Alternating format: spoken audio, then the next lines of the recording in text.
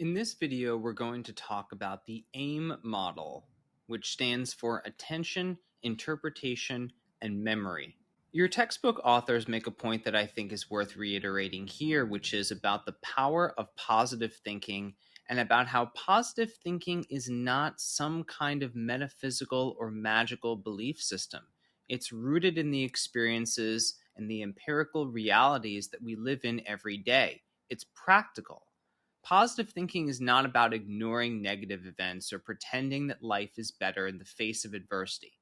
Positive thinking does not magically make things happen, nor is an upbeat outlook alone enough to overcome hardship. Rather, positive thinking is a mindset in which you recognize your blessings more than you pay attention to in daily hassles. You might try thinking of a situation you recently experienced that you felt was a negative situation. Maybe you didn't do very well on an exam.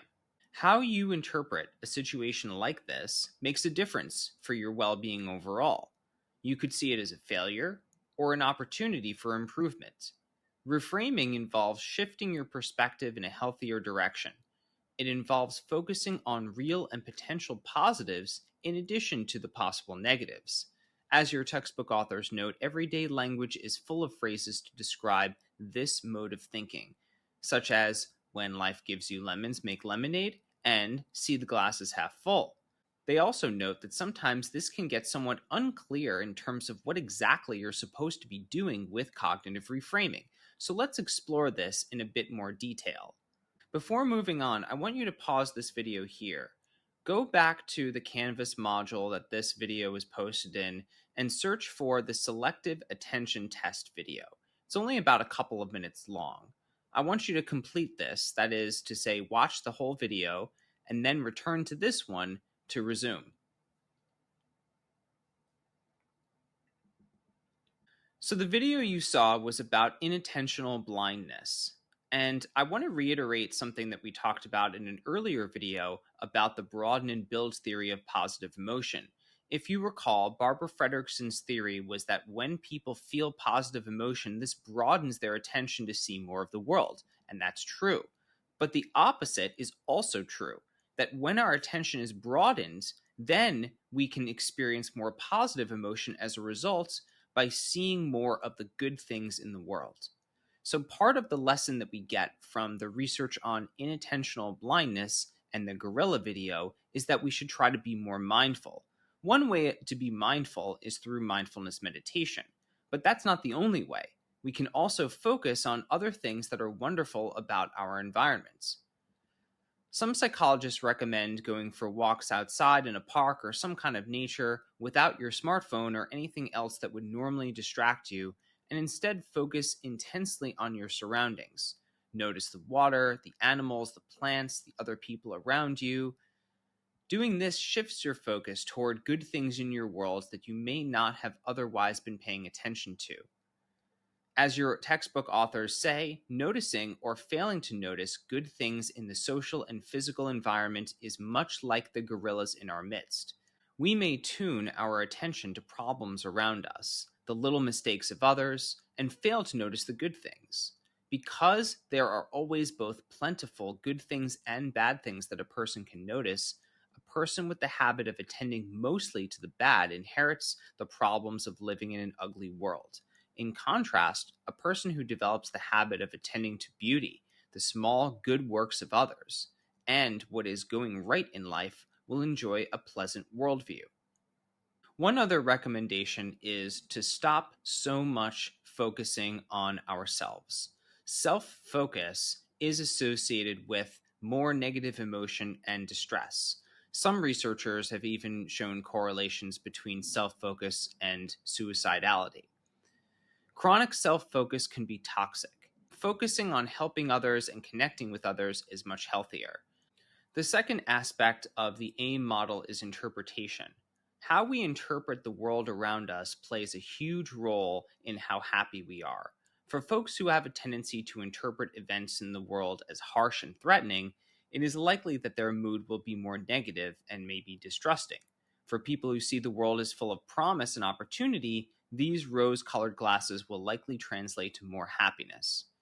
So the textbook authors are telling us that The mindset that we have, or the ideas we have about the world, will shape our experiences. This happens largely through two ways. One is social comparisons and retrospective judgment. Social comparisons happen all the time when we look to other people and judge ourselves by comparison. This happens all the time in the context of our social world. If you, for example, get a B in your if, for example, you get a B in one of your classes and someone else around you gets an A, you'll feel worse about yourself by comparison, right? And if someone around you gets a C, you'll feel better by comparison, right? Well, not always. Your textbook authors notes that the way people socially compare to others depends on personality traits. With regards to social comparisons, these happen all the time in our world. Maybe you get a B in one of your courses, and you could compare yourself to another student who scores an A or another student who scores a C. Those are called upward and downward social comparisons. Intuitively, we might assume that it makes people feel worse to compare themselves to those who score higher and makes people feel better to compare themselves to those who score lower. But research shows that that is not inevitable. In fact, it varies based on personality. Yes, it's true that some people feel worse when they look at others who are doing better than they are. But some people compare themselves to those who are doing better and feel uplifted. They feel happy for the other person and motivated to work harder so that they can at some point achieve what the other person did. The person who gets a B in their class and compares themselves to someone who gets an A might not feel bad. They might actually feel good. This is a much healthier outlook. And it happens in relationships too, when people feel empathetic joy towards their partners or friends who have more success than they do. Another part of the research on interpretation involves research from cognitive behavioral therapy and some of the negative cognitive styles that people engage in that make them feel worse. Here's a short list of common thinking pitfalls that leave people feeling bad. The first is awfulizing, in which people exaggerate how negative an event or person is. For instance, someone might think to themselves, he is totally inconsiderate because he rarely does house chores. The second is distress tolerance, in which people underestimate their ability to recover from a painful event. People tell themselves, for instance, that they wouldn't be able to stand going through a divorce. Although breakups are emotionally difficult, some folks believe they could never recover from it. The next is learned helplessness, in which folks simply give up because they feel they have no power to change negative circumstances. Why bother is the statement typically associated with this way of thinking. The next is perfectionism, in which people strive to be faultless rather than just successful. Perfectionists often pay more attention to the small details that went wrong compared to the big picture of everything that went well. The next is negative self-fulfilling expectancies, in which one draws negative responses from others by communicating that one expects a negative response. And the last one is rejection goggles, in which people see rejections everywhere, even in normal encounters. Even the most minor rejection can be seen as a major slight. So, what do we do with all these negative cognitive styles? Well, researchers and psychologists say that one of the important things to do is to challenge them. When clinical psychologists discuss challenging, they're referring to the process of refuting these distressing ways of thinking. Many counselors use the same approach with their clients, encouraging them to modify extreme and exaggerated statements, such as, they never help around the house, or anything less is failure, by replacing harsh, punitive, and extreme language with more realistic messages. For example, I wish they would help around the house more than they do, or I want to strive to be very good. People can mentally set themselves up for success rather than failure.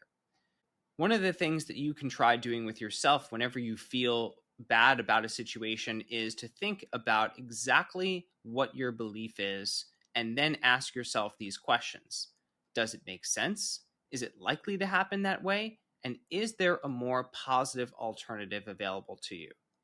Lastly, in the AIM model, we have memory. And memory research gives us what we call peak end theory, which is that we remember the peak of the experience and the most recent or end part of the experience. In the research, there's actually some good data on how to successfully navigate painful medical procedures. And this, I think, applies to lots of things in life, which is why we have ripping the band aid off quickly as a metaphor for dealing with painful situations. The research actually shows that ripping the band aid off quickly is not the right way to go. It's better to do it slowly and less painfully, even if it takes longer. Research on memory and well being shows that the actual experiences people have are not very different between happy and unhappy people. But happy people remember experiences more positively than unhappy people. So then the question is, how exactly do we train ourselves to have more positive memories?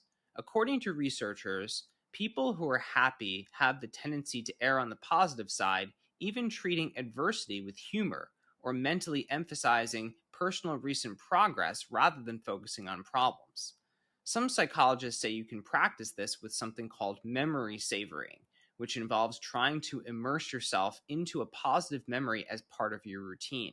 You can try this now.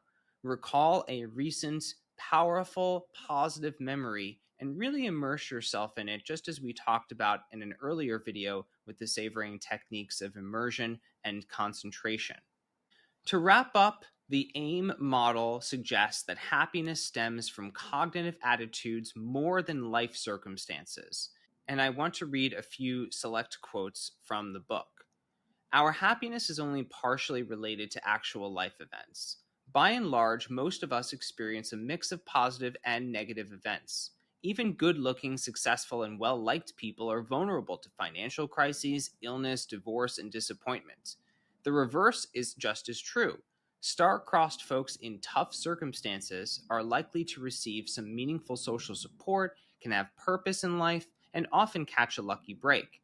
Life is a roller coaster, filled with ups and downs for all of us. Happy people are not always luckier or have more favorable circumstances than unhappy people. Happy people are different mainly when it comes to their attitudes. Chronically happy people through birth and effort are more likely to have developed positive thinking strategies. They tend to look for the positives, meaning their attention, think of neutral events as being positive and find more growth in adversity, interpretation, and recall more rewarding memories. The more positives that make it into your head, the easier it will be to experience psychological well being.